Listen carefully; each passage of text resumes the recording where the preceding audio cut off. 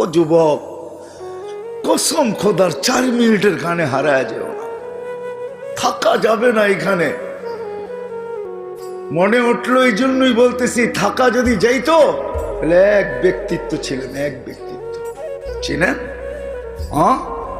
মুহাম্মদুর রাসূলুল্লাহ সাল্লাল্লাহু আলাইহি ওয়াসাল্লাম চিরদিন থাকতেন।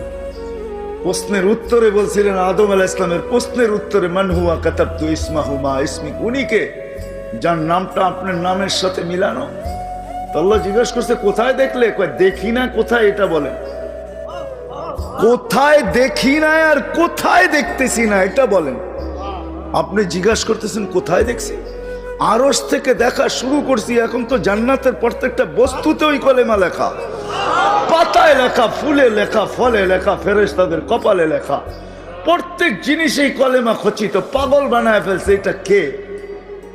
প্রশ্ন ভিতরে পাগল বানায় ফেলছে। মান হুয়া কাতাবতা ইসমাহু মা ইসমি। আল্লাহ বলছে, লাউলাহু লামা খালাকতুকা ইয়া আদম, চিনো না? উনি না হইলে তোমার অস্তিত্ব হতো না।